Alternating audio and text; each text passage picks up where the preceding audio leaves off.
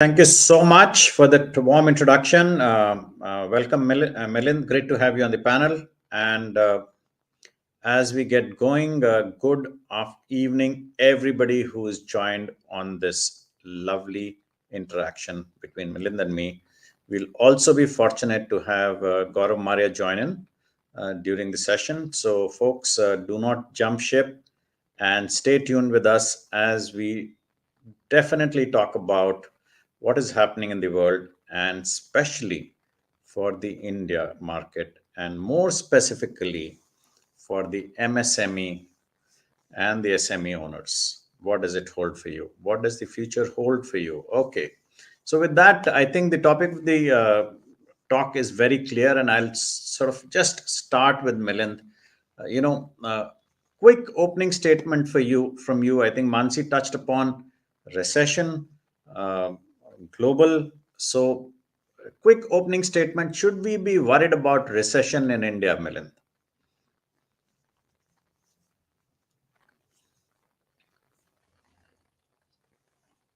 Milind, you're on mute. Yeah, good evening, everyone, and thank you, Ratish. I think it's a $1 million question. We actually need to think about it in, I would say, three phases. One is this recession really real? For Indian perspective, is it real? Second would be, what is the real impact of this recession, if at all it has to hit India? What would be the recession impact on the MSMEs specifically? And third, we need to also talk about the solution because we cannot just keep talking about problems. We need to talk about the solutions as well. So as far as recession is concerned, my opinion is yes, there is recession in US, but how much of that will actually translate to India is still under debate. It is people are still talking about whether it will really hit India, and if it hits, how much it will hit. The things are not very clear. So if I had to give my personal opinion, I feel, yeah, there would be a little bit of slowdown probably, but not as strong recession because there are other counterbalancing opportunities that I see. And I'll talk about those opportunities in a while when at the right time.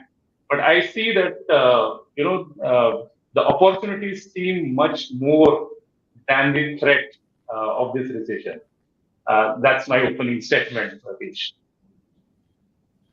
Thank you, Milind. And folks, we have the pleasure of Gaurav also joining us right now. So, Gaurav, let me pull you into this conversation. And before that, let me welcome you. Well, folks, welcome Gaurav Maria. Gaurav is, as I know personally, the franchise guru in India. Not only in India, right now, he's actually spreading his wings on the franchise side, also in the Middle East. Uh, Extremely well awarded, well recognized entrepreneur, businessman, and somebody who has done wonders for the Indian MSME and the SME owners.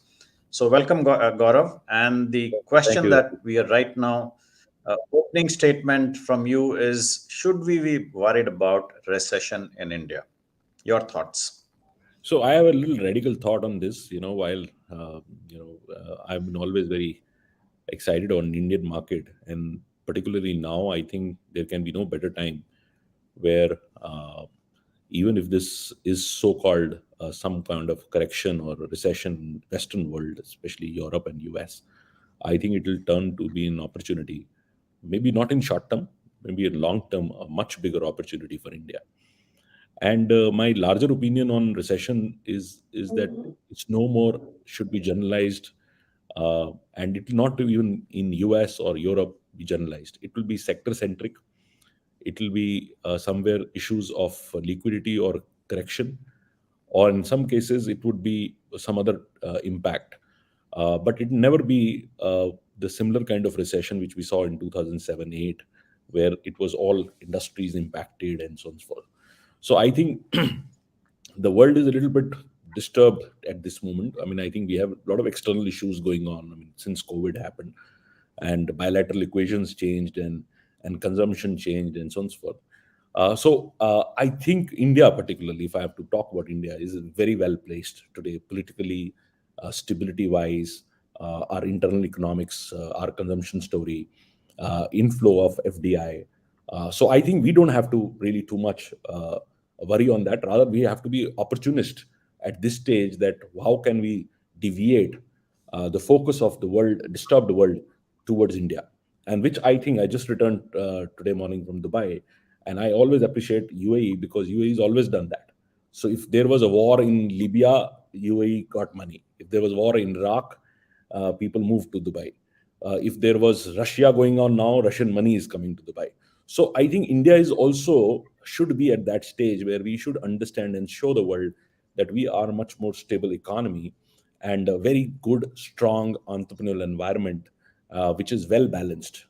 Well balanced. When I say we're very integrated, we as a country are very well integrated and a very domestic consumption based economy. So we don't have to worry. That's my bit of a thought.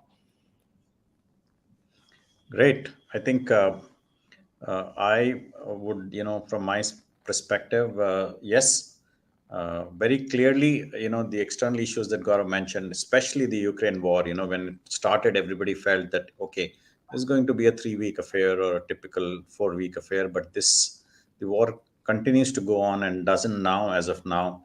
Nobody can predict when is it going to stop. And this war has actually impacted significant issues, both in terms of the political scenarios and the way powers that be globally are interacting, and looking at this is one big issue. And the other has been continued and surprisingly continued inflation in the Western world. Europe, of course, is impacted by the war much more significantly than US is, but US is currently challenged significantly with inflation, which is leading to the US Fed continuing to increase the interest rates. So let me now, look at what are the larger issues globally that may impact the Indian economy, and more importantly, as coaches, how can we help MSME and SME owners to weather this impact, or as Gaurav mentioned very beautifully, how can you make this as an opportunity for your business? So let's first talk about the interest rates. US Fed increased their interest rates by 75 bips just recently, and their objective, of course, is to control inflation and tighten the money supply, which now again, money supply tightening will lead to some slowdown in the US economy. So Milind, what are your thoughts around that, and how does that impact the Indian business owners, and what can they do or not do to continue to grow and make their business far more robust? Yeah. In fact, Pratish, I would start with a very basic formula, which is, we always have to remember is survival of the fittest. And if you have to survive and thrive in any situation, because in business, nobody can really predict what kind of situation we are going to face. And typically, MSME owners, small and medium businesses, micro businesses, we don't run our businesses looking at what is the interest rate was and things like that. We run businesses based on what we see around us. So building immunity is really important. In if I have to give this analogy, in Corona pandemic, many businesses, many people, different people got affected differently by this coronavirus. Some people got affected in the first wave, some in the second wave, some in the third wave. Some people contracted coronavirus 2 times, 3 times. Some did not actually contract at all. And the effect that coronavirus had on their health again varied from person to person depending on individuals' immunity, health, fitness, and the fear or panic they created in their mind. I will actually pass on the same analogy to the business. So recession is like this virus. Now we need to make sure that we are really immune our businesses enough so that this recession does not hit us. So whether it is inflation, no inflation, interest rate, higher, lower, According to me, it doesn't directly affect the small businesses. It might be, it does affect the economies on a larger scale, but the effect that gets passed on to the SME is not as severe. That's my opinion on this, Pratish. Great, thanks, Milind. The only challenge that happens is when US Fed increases interest rates, automatically the Reserve Bank of India has to respond to some extent. If they don't, then obviously the rupee dollar parity takes a far greater hit. And therefore, the interest rates in India also have continued to rise. Right. So let me jump to Gaurav on this. Gaurav, your thoughts on the interest rates conundrum that every economy is right now facing? From what we were enjoying 2 years back, a regime of low interest rates globally, to suddenly, the curve going up. What are your thoughts, and how does it impact SME owners, MSME owners in India specifically? So yeah, so I think interest rate. Obviously, you are absolutely right, Ratish. It's something which is now we are a global economy. We have to work in tandem with larger economies like US and so forth. So we have to respond, and interest rate has been historically a problem in India. So we Yeah. always very high, and cost of capital to me is the biggest problem which our businesses suffer, and that's how SME word remains in the market. Otherwise, why SME is not able to grow? Because they don't have access to capital. And today, I really don't want to use the word of recession, because we don't have a recession. I mean, if you look at almost all categories, auto, consumer goods, FMCG, if you look at numbers of last quarter, I think we are very strong numbers. There's nothing to worry about. This is probably the first time in history where almost all OEMs cars, if you really want to buy, are running on a waiting list. Mahindra in their lifetime, they've never saw that they would be having wait listed cars for 2 years, 2.5 years, and so forth. So demand side is phenomenal. So there is no rush to it.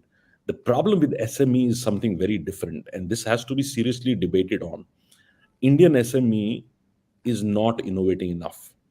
So they would not die because of recession. They would die because of innovation. They are also not scaling enough, which means that they would not die because other things. They would die because the large would become even larger. So now the production incentive schemes, somebody would produce higher, would get more incentive, would have better pricing, better access to capital, and so on and so forth. So SME in India is more threatened by what I call these issues than external issues. So unless or until I think you do a combination of innovation and scaling your business, SMEs would find it very difficult to do that. And that's where I always compliment. I mean, both Ratish, you and Milind, you are fine coaches, because the ability you bring into these companies is exactly this. And I should say, add maybe one more, that you set a lot of accountability for these businesses. Accountability, giving them the right direction to scale, and also constantly questioning them that how we can be better in our processes, innovate our product, and continue to get a better experience for their consumers.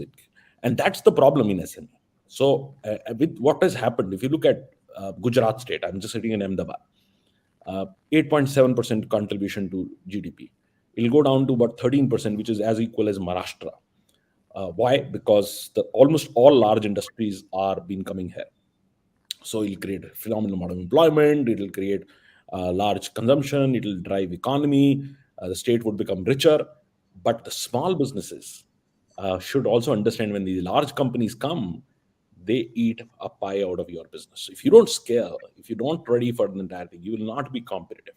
So my worry in SME businesses is, and this is what we have seen in China also, the big became very big and the small was not able to rise, and a lot of small businesses started closing because they don't have that kind of automation, the kind of capabilities they need to build, and they would not be able to do that. So I think SMEs should not worry about too much in India, particularly about so much of external factors. They should really focus on their internal factors. Internal factors are we innovating enough?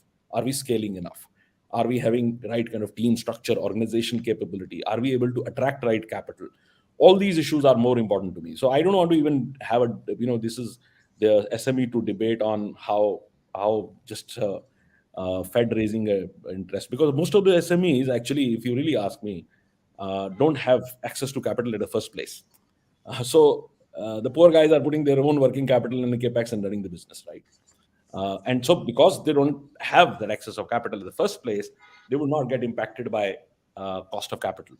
Large companies would do, I mean, which have large access to capital. I mean, Adani would face the hit because he's leveraged at 300,000 lakh crore. And so if you are leveraged at that level and the interest rate goes up, your balance sheet becomes weaker. So those are the issues which would happen. But I don't think SME has to only worry that are you going to be competitive enough to survive in this world. That's the mantra which I think, and you both are the great guides, and you have loads to share on your experience which you bring in to help these businesses how they can really do that. So that's my viewpoint. Great, Gaurav. I think I love the thought that yes, the India growth story is strong, but let me throw this question to Milind. Because Gaurav did talk about two key elements, Milind. One, he talks about innovation. The other, he talks about scalability. So tell me, as a coach, how do we look at these two things, and how do we basically coach the entrepreneurs to get them to innovate, get them to scale? So Milind, your thoughts there, because I'm sure a lot of people on this call are looking forward to your thoughts on this idea of innovation and scale. Yeah. So first of all, we need to understand what is really our growth potential, and then we can decide about the growth and scale strategies. So looking at as Gaurav also talked about, which is, and you talked about India growth story. So Make in India programs or China Plus One policy. So all this definitely is going to get more and more business for SMEs in India. Now, first, what we need to change while scaling up is the mindset. Now, when we have the right mindset that there is absolute growth potential available here in India, and not just India, we can look at export market as well. When it opens up, I think that is the first step. And for that, we really need to understand at least 3 points. One is that India growth story, the decade is for India and India's growth. Second, we also need to understand that we don't need to, really worry about recession hitting the small and medium businesses directly. Because what happens is, if we get into that fear that recession will actually impact my business, which is a small, tiny business, maybe 15, 20 crore, 5 crore, 50 crore, let's understand that's a very small proportion of business. The market share that we have is really small. There are thousands of people like us, thousands of businesses like us who are in the same field and all are able to survive. Now let's look at what happens when this slowdown hits the larger industry, like automotive industry, big players like Tata Motors and Ashok Leyland and things like that. They're going to definitely reduce their sales a little bit. But for Tata Motors, let's say as an OEM, they have multiple vendors for all the components, and they decide based on the credibility of the vendor whom to load more. So if for one component there are 10 vendors, the bottom 6, 7 will get struck off, and only top 3 or 4 will be the preferred vendors for that OEM. Now, our job is to make sure how do we get into that 3, 4 preferred vendors. And like Tata Motors, it's not only one OEM that you have access to. You have access to many other 10 or 20 other OEMs. So that's your market.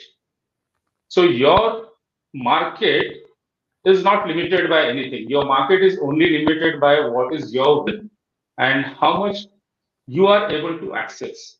So if you increase your access, there is huge potential because we are a small drop. Like as an SME, every SME business is a very, very small drop in the entire ocean. So for you, the market absolutely is beyond your reach. There is so much market available. So that is the first mindset I think we need to, get into, that there is huge potential in spite of whatever slowdown that happens on the larger economy.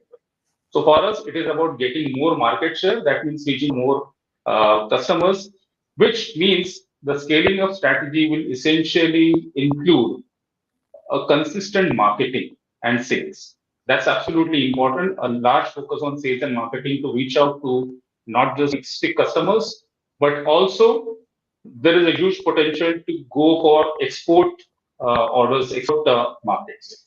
So that's on that markets we need to really put in efforts to be recognized and to be accepted in those markets.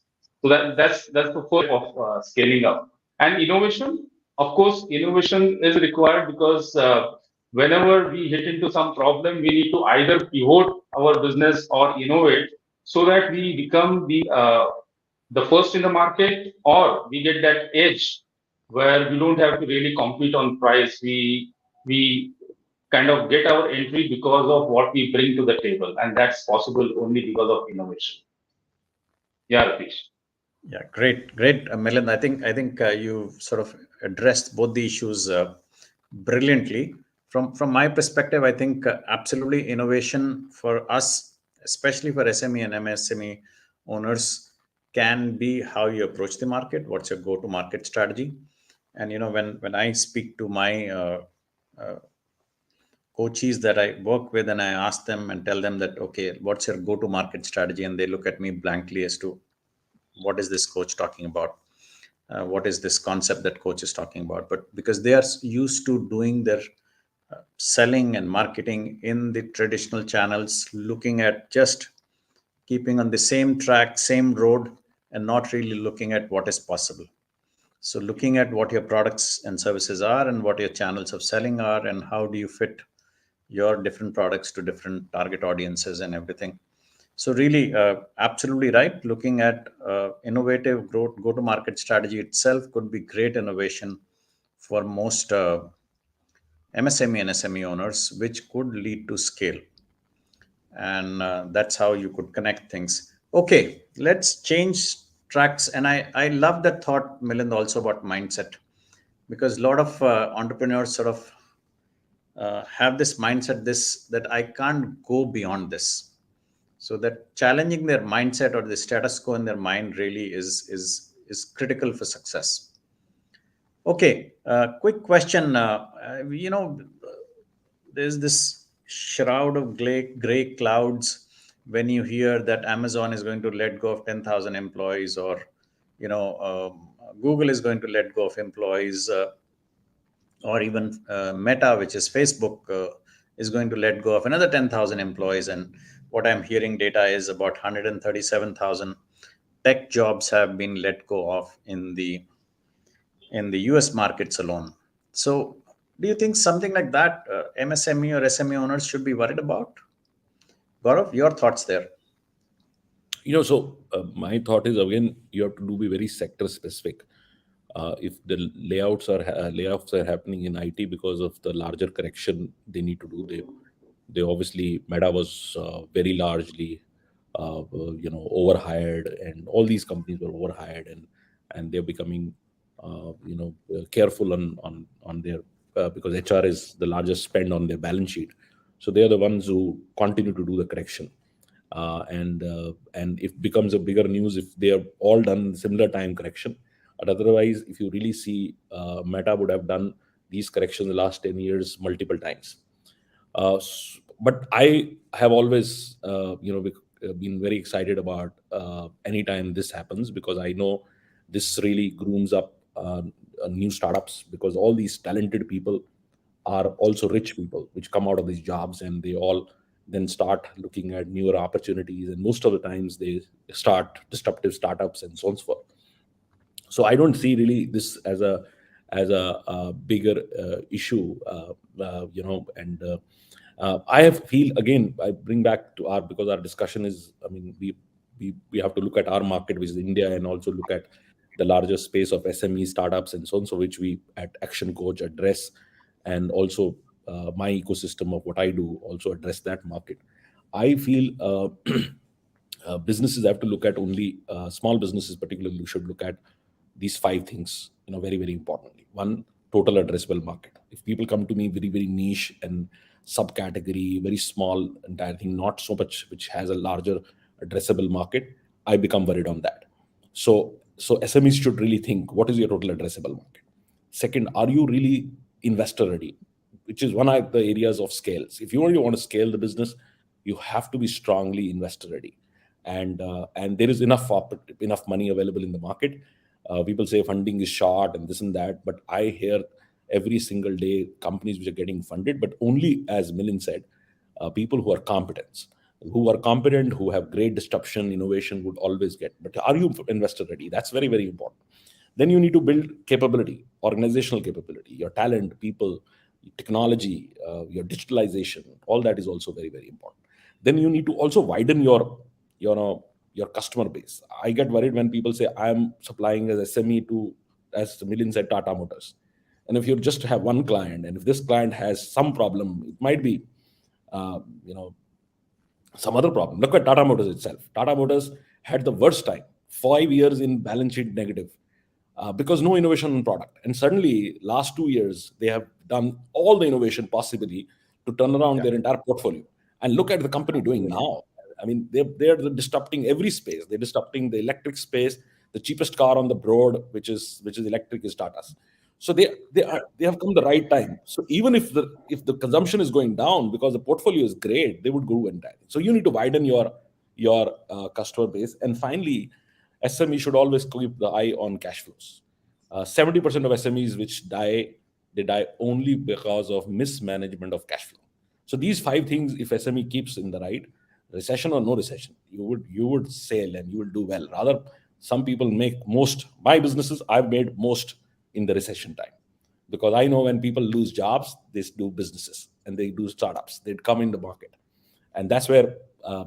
So I mean, it's wrong to say you welcome recession, but I actually look up to recessions because I feel that this is an opportunity, and it's an opportunity, India opportunity, really. And I would like to pass this message to all my fellow entrepreneurs through our. We have two very talented coaches on this call, that you cannot miss this time.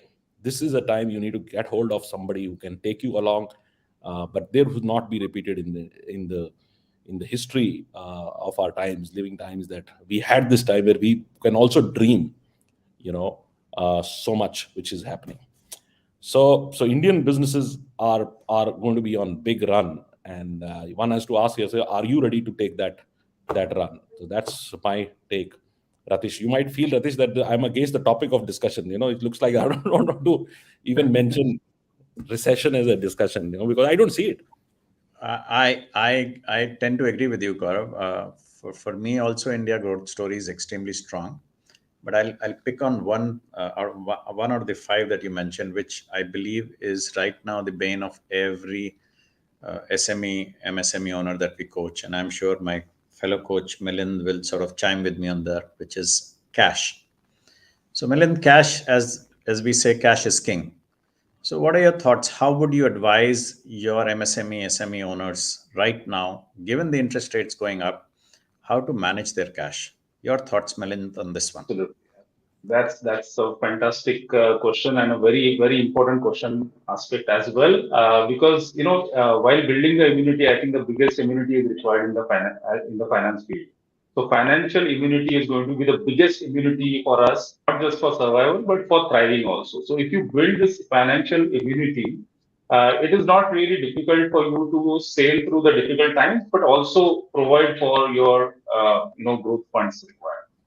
So we, as small business owners, we really don't focus too much on finances. So maybe, at least if I talk about my target base, which is engineering clients, the business owners are all technocrats, and they love to work on the technology front and the product development and design and engineering, but they don't get excited working on the finances. Looking at the cash gap, looking at how much money is stuck with the clients, looking at the aging analysis, looking at how much money is blocked in inventory.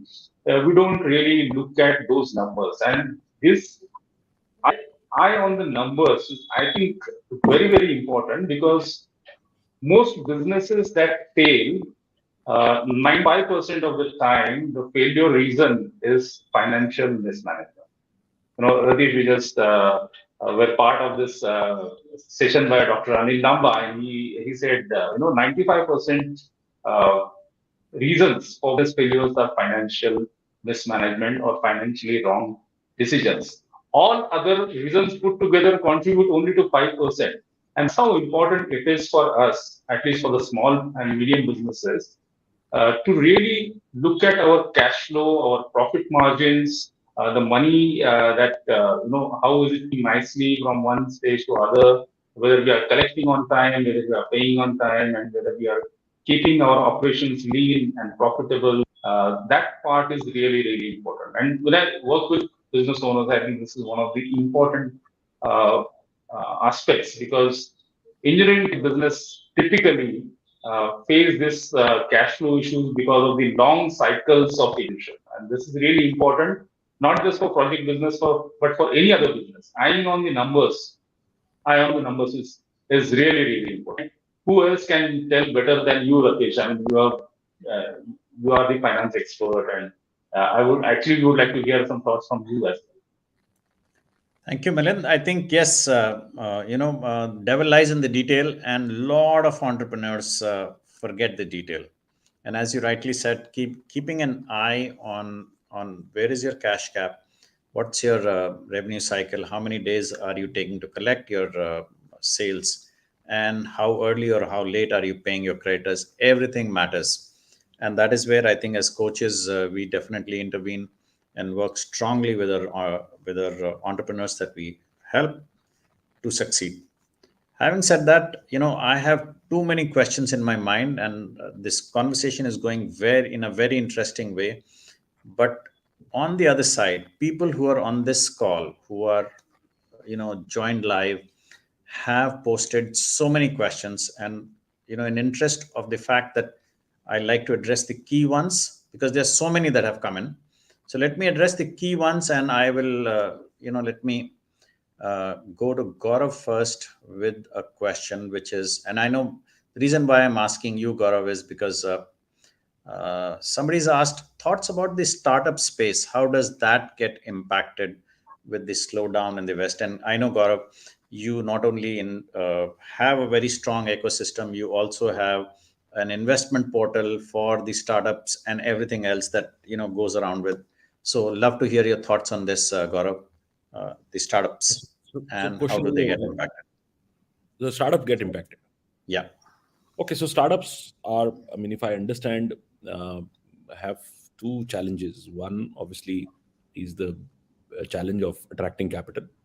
So when there's a lot of liquidity and a lot of money in the market, everybody gets some share, right? So startups get impacted because they're not able to get the capital at the right time. So that's the larger impact which happens, because most of them is on a development stage, so they don't have uh, proof of business or performing businesses, so they are based on funding from angel VC or any kind of a structured capital. So that becomes challenging, and or I would say it becomes tighter. Like I'm talking to a lot of large VCs and private equity. They're trying to save businesses they already invested, so they're going and doing rounds back in those companies so that those companies pass this winter, rather than looking at the new startups. So that is a genuine challenge. So that would mean that if you earlier went to 100 people and one get invested with you, now you have to do 200 or 300. You have to go more. You need to go yeah, wider. You need to go different markets. Like I was in Dubai meeting one of the sovereign funds. They are bullish about India. They are bullish on agri-tech. So one has to really look at where is the money coming from, who's investing where, what is the next in that. You need a lot of startups needs to really spend time to understand. And now monies are have no boundaries. They are coming from all over. By the time you have abilities to reach out and present your opportunity and so on and so forth. Like I'm working with a bank, which is Russian bank, the largest Russian bank, 50,000 branches. They have no opportunity to invest today. I mean, there are very few countries which are, because of sanctions, they cannot go, and they have decided to come out of banking 30% of their revenues outside banking, which means that they want to invest into e-commerce, they want to invest into electric vehicle space, they want to invest into many, many places. And where they would invest, countries which are still friendly. I mean, it's like India, Middle East, uh, Turkey, or places like that. So startups will get benefited from looking at where the next level of money coming from. So then I think that's the idea. A startup also get impacted if they genuinely don't have really created a disruptive product, and this is something which I have a concern. So we are very it maybe runs too much in us that we just don't do original innovation. We try to just copy something somewhere and try to do the entire thing. So we lack genuine innovation. I'm a big fan of innovation today, and anything which has innovation would find money and also scale. So startups, if they are on this call, should not worry. They should concentrate on their innovation, product differentiation, and if they are able to do that, they would still find money. So that's my take on the whole startup ecosystem. Thank you, Gaurav. And this question is addressed to you, Milind. This is a very interesting question. Question says rising cost and reducing revenue is one of the major challenges in current times for a small sized business owner. And there are many reasons for these. That may be inflation, cost of raw materials, low demand, etc. How to fight such a challenge in today's times? All right, that's a great question. A couple of thoughts from my side. One is, see, when the cost rises, it rises uniformly for everybody, right? It is not that for me the cost is going to be different, for you the cost is going to be different. Yeah, the cost rises, it's for everybody. Reduction in revenue. Why does revenue reduce? Because you are limited to a certain market. Your activities for reaching out to more customers, they lag. So what happens is when we hit into some kind of slowdown, I will not use the word recession, but some kind of slowdown, instead of getting panicked about it and trying to reduce, our efforts, I think that is the time when we should do 10 times more. I mean, that's obviously the solution, because if you reach out to more customers, you will get more customers. If you had to earlier reach out to 1,000 customers, now you need to go to 10,000 prospects so that you can get the same, you can maintain the same rate. So it's only about increasing your reach, increasing your effort.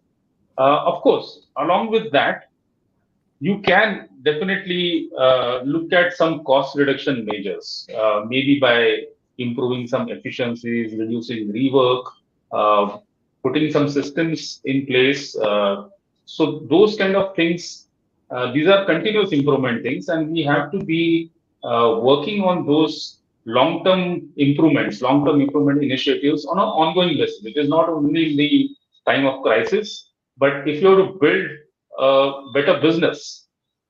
This is a continuous exercise, and if you have built, like I'm coming back to the same word, immunity. If you keep building your immunity through all these functions, finance, sales, marketing, innovation, consistency, and quality, you will keep making your business better and better. So the business owner, I think, needs to think about two main things every time. How do I make more money, and how do I make my business better? And you have to balance both these actions: how to make more money, how to make the business better, and which means you need to continuously work on customer acquisition, new markets, product development, and also building your business better day by day, which means continuous improvement in all the functions, whatever you are doing.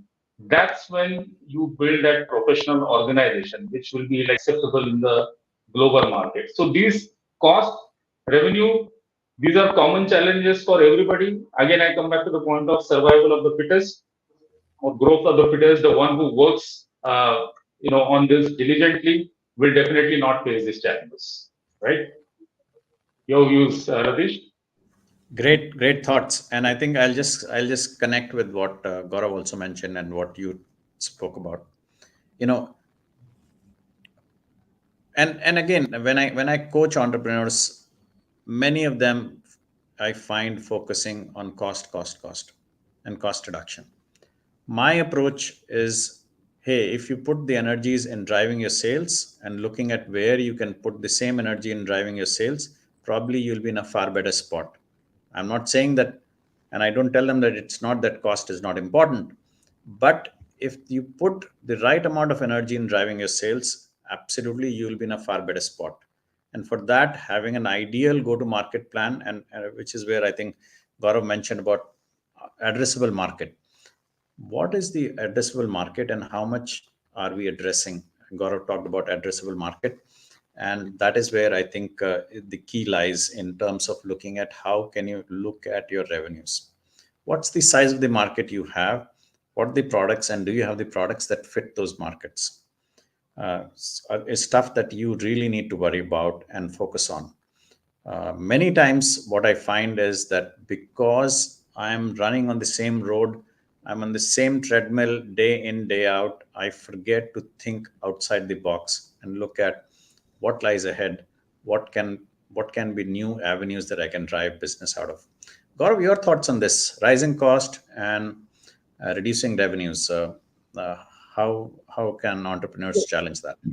So I think what I think Milind said and you said is absolutely right, because when rising cost happens, obviously inflation hits.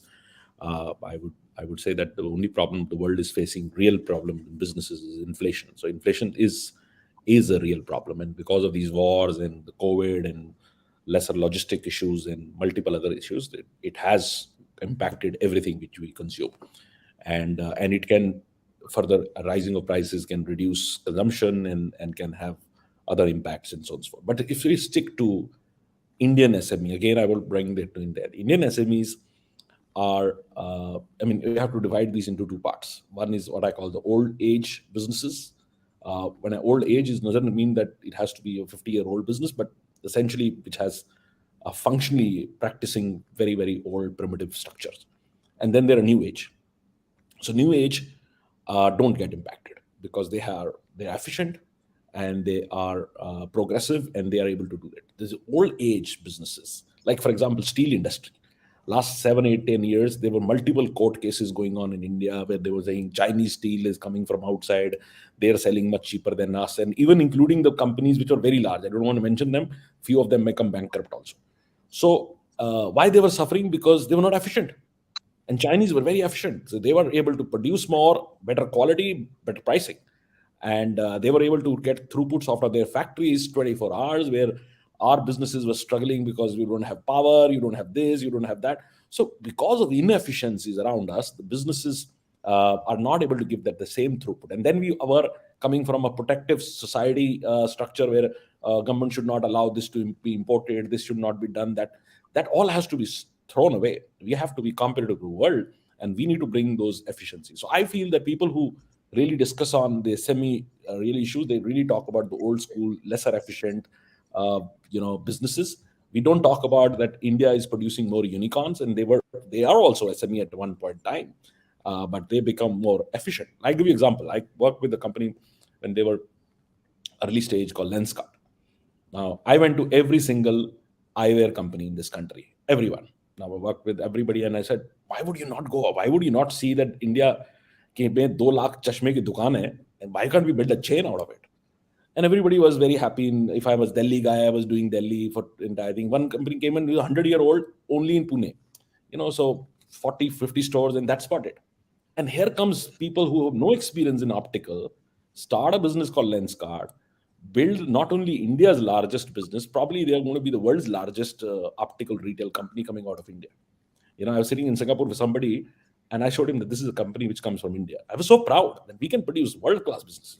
What they really did, they solved every single problem which the conventional retailer were not able to do, which was inventory. Their inventory light. You just go there and check, try, and it reaches your home. They brought technology. They were never technology. They were efficiencies. So they integrated, they produce in India, they manufacture in India, they resell in India. They're fully integrated. They're not buying China. And they also understood that what customer wants and how they want to consume and so on and so forth.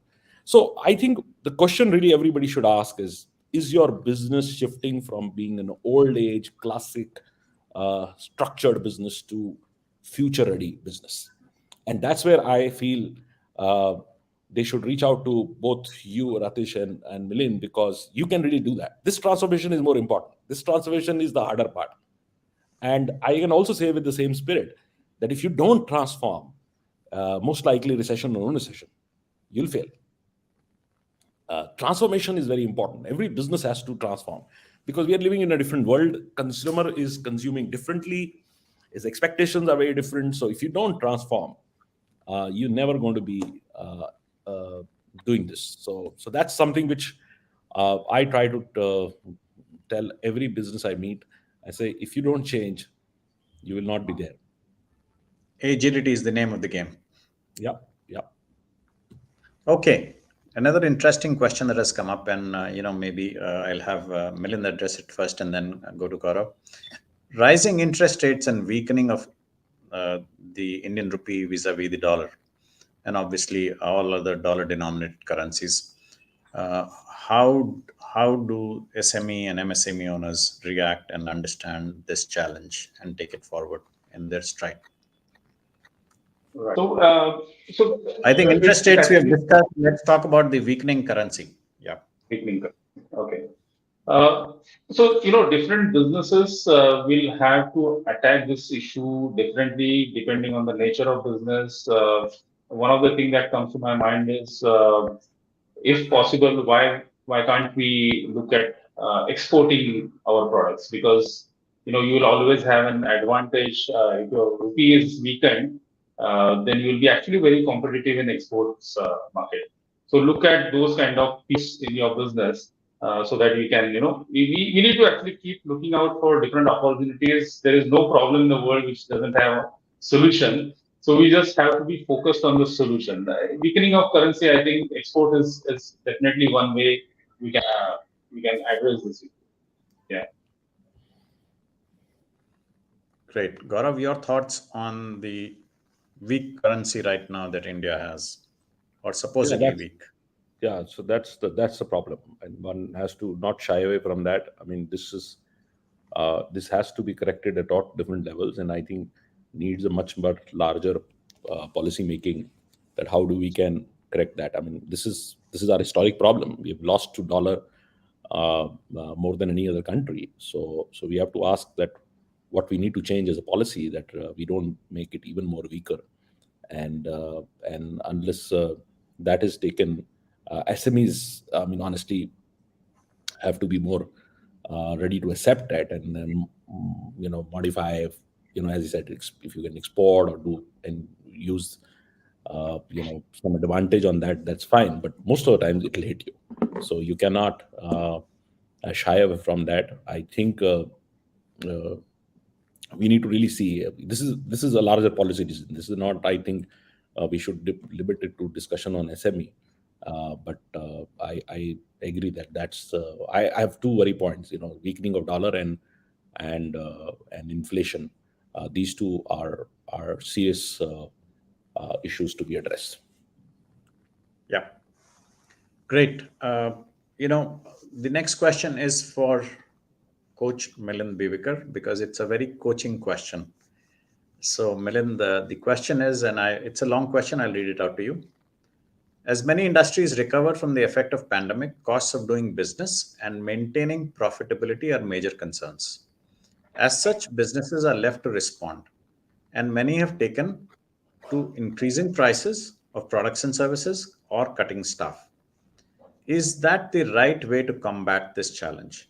And then the sub question is, and again, probably it's a very different question against this. How important it is to bring some type of procurement management system? So maybe we address the right way to combat increasing your prices and cutting your staff. All right. So, fantastic question again. I Yeah. will probably give a little different perspective on this. See, it is a known fact that if we are a generalist, we get paid less. If we are a specialist, we get paid more. So if you have to address this challenge of low profitability or higher cost, one of the ways to counter that is by really building your expertise or niche in one particular area, so that those customers will come to you. They will not go to your competition. They will to you because of the expertise that you have built yourself in that domain, and then people are actually willing to pay more for the experts. So if you bring in that expertise, then you can actually demand more price, more margins, and expertise cannot, I mean, it need not be only on the product. It could be with a specific industry segment, with a particular application of your product.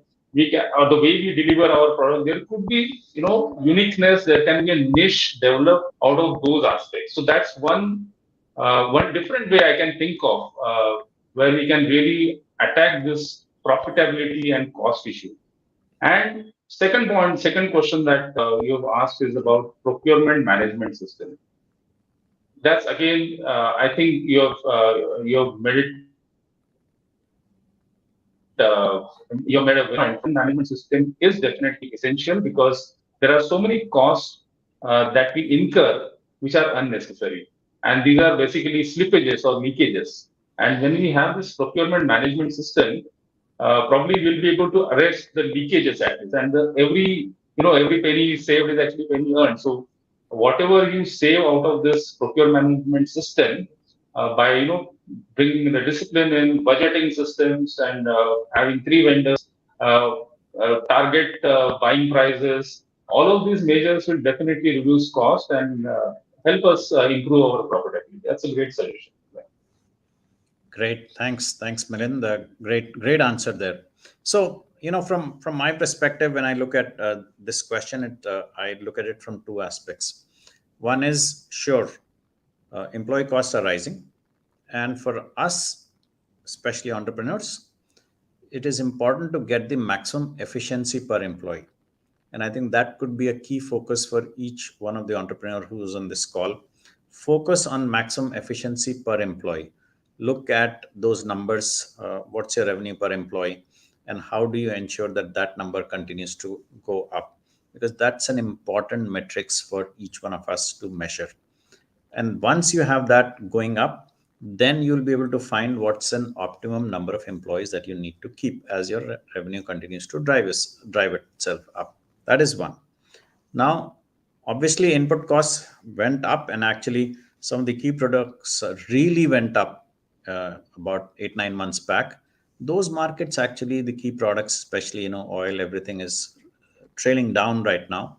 So, a lot of entrepreneurs that I coach are challenged with their pricing now, actually way over what the competition is offering, because as they continue to increase their prices because of high input costs, and now suddenly the input cost is starting to come down for some of them.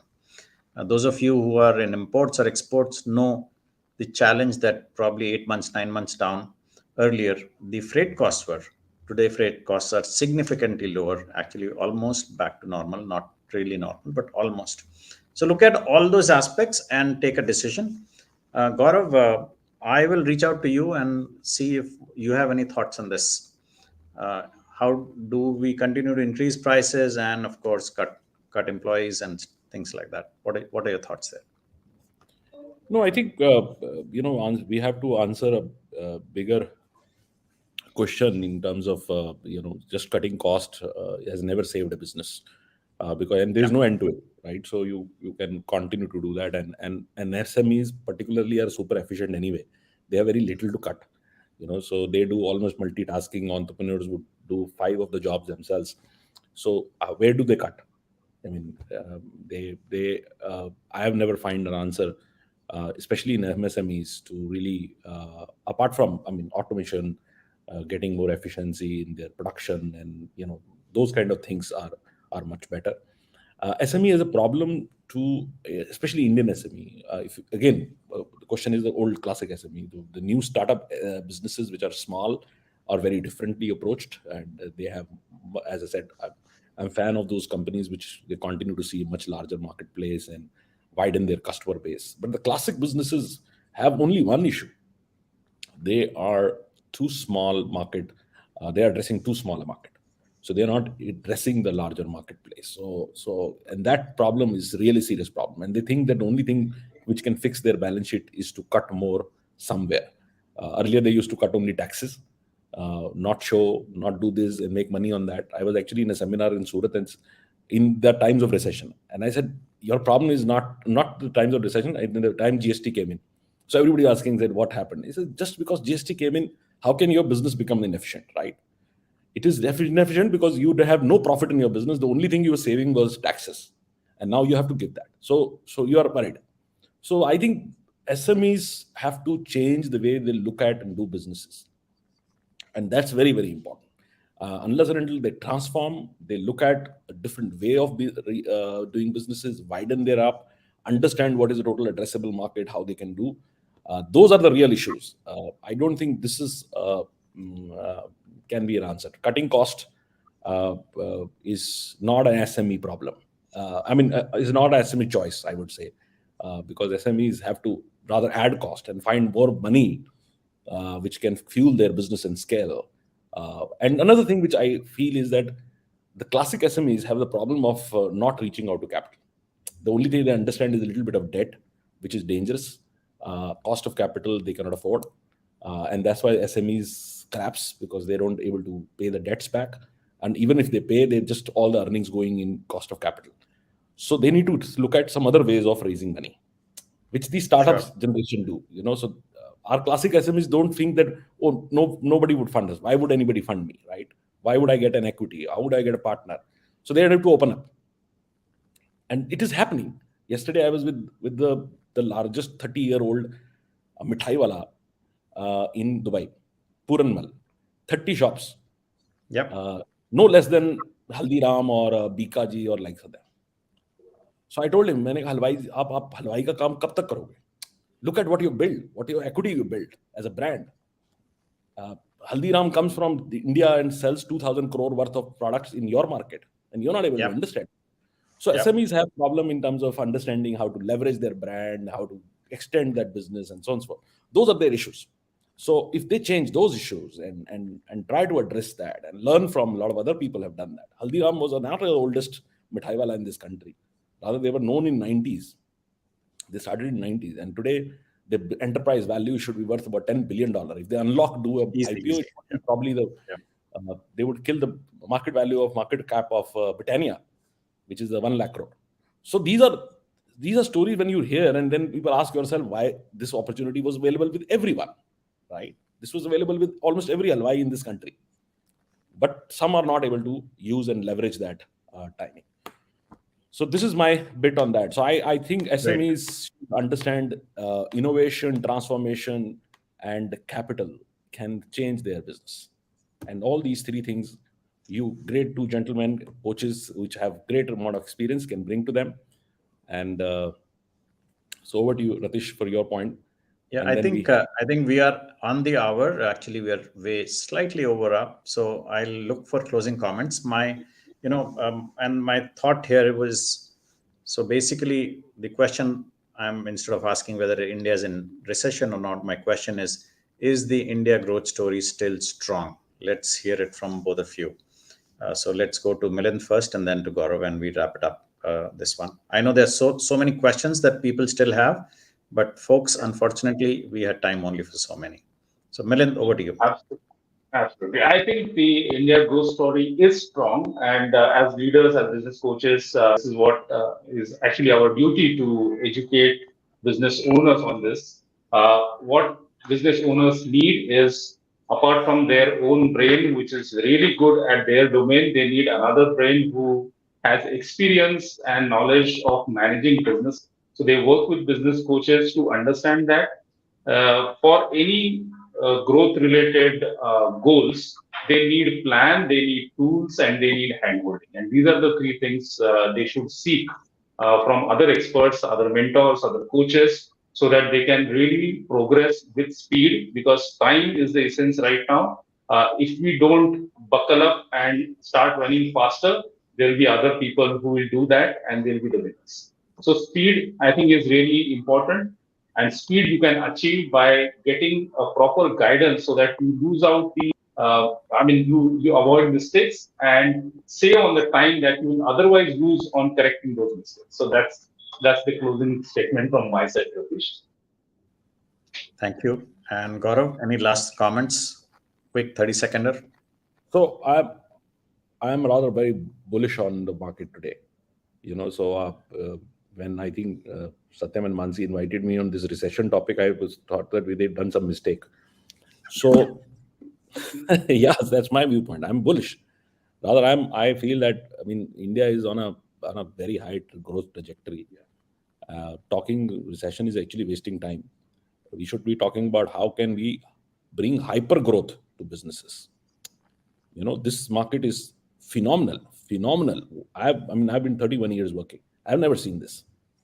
So anybody who's listening should forget about questioning government, rupee going there and this happening, that happening. Forget about it. India story is really up there, and we can go out and make the biggest impact in global economy today. And one should stop thinking that you should all talk about that. If 2023, if I was MSME, I would take that word out. I'll become a large business. I'll be reaching out to the world. So that's something which should be a thinking process. Otherwise, a very protectism, हमें MSME बना दो, हमारी union बना लो, कोई और हमारे business नहीं कर सके, हमें बिजली फ्री दे दो, हमें ये दे दो, ये सब पुरानी बातें थी. अब ये सब नहीं करना है. So yes, people who were running on subsidies and trying to do and I think, and just because I contribute, somebody was saying 27% to GDP, please मुझे फ्री में दो, सब कुछ फ्री में दो, ये सब बंद हो गया. अभी this all has to go away. We have to be world competitive, and we need to bring the better products, and this all is happening in India. Yesterday I missed a session. I was invited to speak on a plant-based protein. 200 startups in an industry which everybody is looking at. So every sector I pick up, I feel that it's what is going on in this country. So I'm very bullish. So I'm a little bit bull of this market. So I don't like anybody talking, recession and I think maybe I'm a little biased on this, but optimism works, right? So, and also one message to everyone, guys, if you don't have a coach, you have a problem, because you have nobody to guide you. You cannot even see what is there out there and how you can achieve. So as I always say, data coach. D stands for discipline. He will bring your discipline, right? A stands for accountability. He will make you accountable. T stands for training. He will train you on how you have to run and operate your business. And E stands for encouragement, that you can make it. So this is what a coach does for you. So if you not had a date with a coach, please go out and set your appointment and date a coach and ask, how can I do 10x growth? How can I do 20x growth? How can I do 100x growth? So that's my message to everyone. So reach out to our brilliant coaches in Action Coach. And two of them, the brightest minds, are already in this forum. So thank you, Ratish, for hosting this, and thank you, Milind, for being part of it. Ratish, your last comments, and then we can close. Yes, thank you. And I agree with you 100%, Gaurav. I was just in the morning, I was having a conversation with somebody. I said, you cannot not have somebody to coach, somebody as a coach or a mentor. Whatever scale, whatever size of business you are, you need somebody to help you guide, mentor, coach, get you to where you want to be. And absolutely, I have the same bullish sentiment as you have, Gaurav, on the Indian economy. The India growth story is very strong, extremely strong. And with the world economy slowing down, India growth story actually shines still better. So with that, thank you so much, Gaurav and Milind, for being wonderful participants for this lovely call. I know we are over time, but I guess we had a fantastic conversation. Thanks all. And thanks Thank you, everybody Satish. who Thank you, Gaurav. Thank you. Thank you very much.